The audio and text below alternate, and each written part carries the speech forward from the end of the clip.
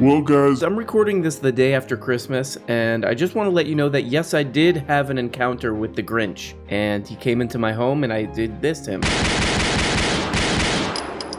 And then I said, "That is my own sperm." So I think today will be a really fun one, because we are going to be looking at the documentary of a guy named Tuck Carlson. He sounds like this. You are morally obligated to beat a kid in Walmart. That's one of his beliefs. You got to beat a kid at Walmart, and he's really been pushing that lately.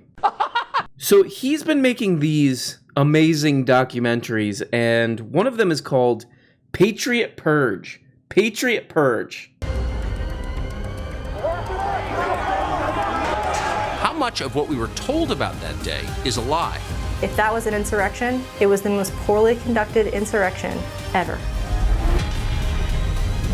Patriot Purge, streaming now exclusively on Fox Nation. That is my own sperm. This is a Tuck Carlson documentary about the January 6th Capitol. I would call it a Party. Okay, enough with the sounds. Party. And before we get started, I just want to let you know that I had to get a membership to watch this thing to something called Fox Nation. So I coughed up the $6, and I gotta say, this is one of the most baffling. It's like if Netflix was made as a college freshman web design project or something. Because we got Patriot Purge Part 3, Patriot Purge Part 2, and then inside the documentary. Oh, okay. Okay, no problem. I will just find it on my own. Okay, all right. That's not... There we go. Okay, so I'll like it. That's fine. It's fine. All of this, they're telling us, is the price of living in peace. Democracy means declaring war on your own people. But they're wrong. These are lies. You're a moron. So ha, of course, this is Fox News, so of course it's demented, and it's for peepaws. It's for peepaws who are like, I had a long day. And I want somebody to lie to my face. In Iraq, during the first war on terror, the US government tore down all vestiges of the previous regime and then reordered the society from the top to the bottom. First, our authorities targeted the people who had guns, law enforcement, and the military. And then they turned their attention to the minds of the entire population. At the time, they called these weapons of mass persuasion. Psychological warfare. It looks familiar now. So this guy's like, look at this stuff we did in Iraq. Now it's turned. Now it's turned on us. I just want to remind everybody, maybe there's some younger viewers, just want to remind everybody, Tuck Carlson was one of the biggest cheerleaders for the war in Iraq. I'll read you a quote. This is from 2003. He was on a show called Crossfire. Don't get caught in the crossfire of two pudgy idiots yelling at each other for no reason. Because we know today for certain that Iraq has weapons of mass destruction. They have chemical and biological weapons, and the question remains, what do we do about it? Neither you nor any Democrat I know has the answer to that question. You're a moron. The question is, there's a lunatic with weapons that could kill the civilized world. What do we do about it? This is also from 2003, around the time, this invasion thing was ramping up. This thing that he's like, look at this decrepit stuff that they're now turning inward. I'm against it. I do sound design that implies how bad and creepy it is. Psychological warfare. It looks familiar now. One of the few kind of voices, public, very public mainstream voices against this was a lady who goes by the name of Janine Garofalo, and she would go on stuff like Fox News, and they would be like, "You're an idiot." They would say to her this. You're a moron. Because she was very much against war in Iraq. And here's another quote from Tuck Carlson, the guy who's like, look at this, it's disgusting. I'm fascinated by this idea why Bush would do this. That's Jorge W. Bush. Why he would risk his presidency. Why he would send Americans to their deaths and kill American soldiers to perpetuate this lie that you just accused him of perpetuating. Why would he do that? Why would he do that? What's the motive? There you go. There's your Mr. Truth to Power, the establishment elites. Now that it's convenient for me to be against the Iraq war, now I'm against it. So, shocking discovery on this channel. This guy might be a bit of a phony baloney. So Garofalo's like, this sucks. We shouldn't do this. Carlson toward the end of the interview here. But has it occurred to you that the White House has a huge amount of information that the rest of us don't have? We got to do it. We got to do it. But now that it's a little more convenient, everybody knows that it's a scam now. He's like, I'm against it as well. Okay, so I'm watching part 1 here, and I scroll down. Oh, so if I want to watch part 1 again, click there. Wouldn't make sense to have part 2 and 3 right there for you to continue. Yeah, nowhere to be found. Okay, all right, $6 a month. Okay, so I want to watch part 3. Let me just go back and do a search that does not autofill. That's fine. No problem. It's just $6 a month. Okay, so now there we go. There it is. I saw multiple agitators changing clothes. They had huge backpacks. They'd have someone guarding the corner as they'd go and change clothes. So this is kind of interesting. They start going into the reasons. Why do these people do this? One is because of that there were protests in 2020. I happen to believe that a lot of the ways they treated rioters that were left-wing, Kamala Harris was working to help the instigators, the criminals, get out of jail. giving the narrative that there's no consequences for acts of violence, even on federal grounds. Cases being dropped from the federal siege in Portland by leftist rioters. I would say that's a pretty legit way to treat your audience. It's like they saw that stuff on TV and they don't know how to deal with when they see things on TV, so they have to do it. Regardless of cause or context, they see it on TV, then they have to do it. Not only has the government sponsored, funded, and armed terror groups fighting our foreign adversaries, federal agencies have a long history of ensnaring American citizens in manufactured plots. It may sound like a conspiracy theory until you learn the undisputed details. So they go into this long explanation that's not impossible. Given the FBI's history, definitely a possibility that this was a setup by the FBI because the FBI wanted to. It's basically like a make work program for the FBI where they got all these people. These guys just wanted to have a good time. They wanted to go there, be normal, but basically the FBI pushed them to do this with all these instigators and inside guys who would just secretly incitement dudes to push them in there so that the FBI would then launch a huge case into these people. Getting hundreds of thousands, whatever it was, of people to do this. It doesn't make as much sense. It does make sense that the FBI would jump on it after and say, oh, now we got something to do and make us look very busy. But that story doesn't really work because he has to defend the thing to his fans. This part's kind of amazing. They found this lady, what is her name? Emily Grace Rainey. And she's a former PSYOPs officer for the military, for the army.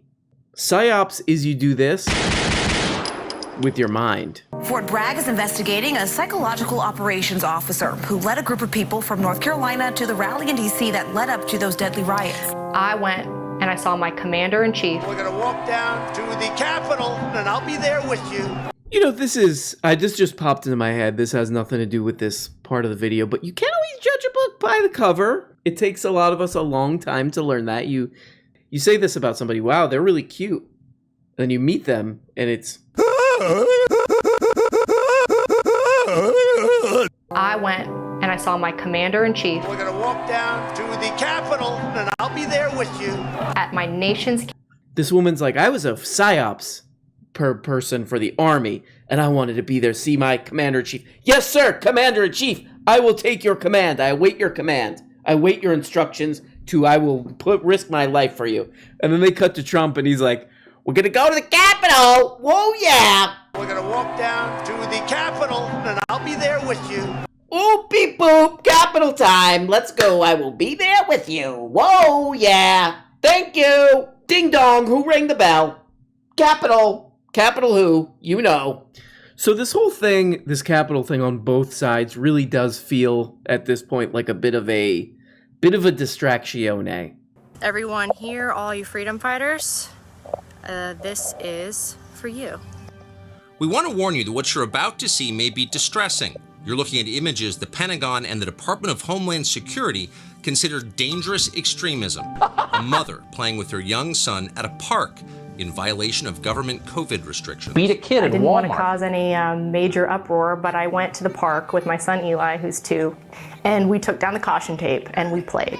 Could not think of a more peaceful way to stand against what I saw as being overreach, and I was given an administrative reprimand for taking down the caution tape. Hell yeah, hell yeah. I mean, I think there's probably a good chance she wouldn't have gotten a reprimand from the PSYOP office, the PSYOP Department of Scientific Psychological Ops.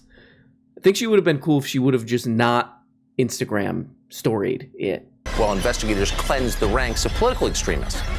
We threaten to do the same to anyone we identified as part of the axis of evil. Unholy alliance of religious extremists, authoritarians, fascists, even libertarians. Nothing like this has ever taken place on American soil until now. That's great. So he's like, they're just trying to get these people because they have a different view of the world, and they're trying to get them. They're trying to get them, and they're trying to infiltrate them and stop them. The FBI is part of this. And this has never happened on American soil before. Are you sure about that? Are you sure about that, my friend? Under COINTELPRO, which stands for Counterintelligence Program, they were responsible for everything from psychological warfare to cold-blooded murder, all committed against mostly non-violent individuals whose greatest crime was questioning the system. Estimated over 3 million people here today. The majority of the violence at the Capitol started prior to President Trump being done speaking. So my wife was not in that wave of violence. And it was amazing. We could see the president talk. She was down there watching her president talk. We are now walking down the inaugural path to the Capitol building. That was the best day of her life.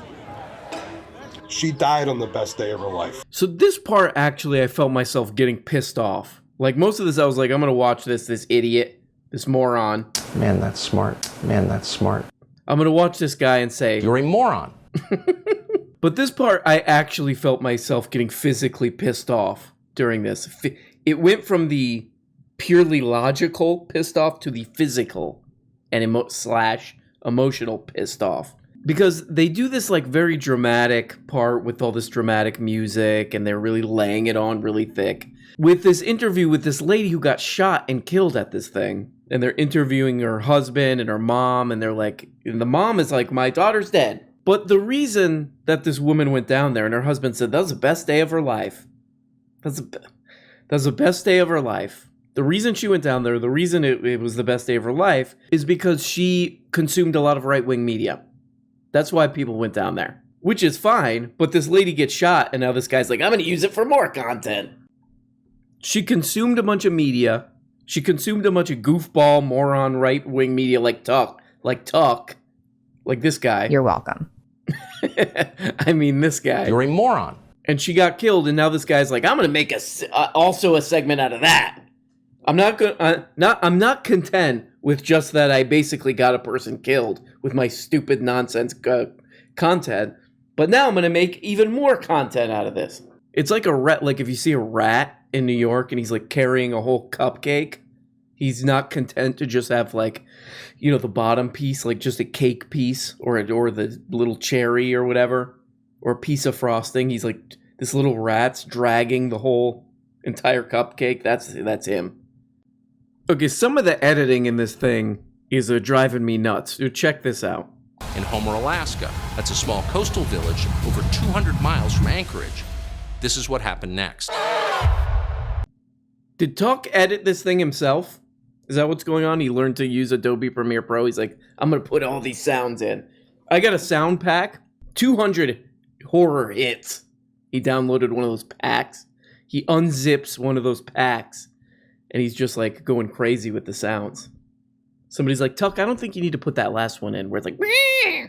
This is what happened next. He's like, I'm leaving it. I'm expressing myself. We have a very small property called Homer Inn and Spa. We try to cultivate a space that has peace. FBI! That peace was shattered at around 9 o'clock in the morning when armed federal agents stormed their home. The Hoopers are not international terrorists. They're not dangerous gang members. They're Trump voters. On January 6, 2021, they were in Washington at a peaceful constitutional... TLDR for this one. TLDR. The TLDR for this one is this couple who owns like a bed and breakfast in Alaska. The lady looks like somebody who was in the Capitol that the FBI is looking for. So she looks like this lady. The FBI tracks her down. This Alaska lady tracks her down. They go in her house. They go in. They're like, we have a warrant, and these people are like, this was really upsetting. And I agree with that. The FBI banging on your door and giving you a hard time because you look like somebody. Yeah, but again, these are like the law and order. We need to get the cops, more cops out there. More cops out there. Getting on those people. And then the cops get on them and they're like, no, I meant poor people. I meant poor people. Not me. I don't like it now. I don't like when the things I like to happen to other people happen to me. Well, guys, thank you so much for watching this. A lot of people come up to me and they say, "You're a moron." But you know, you gotta keep on moving.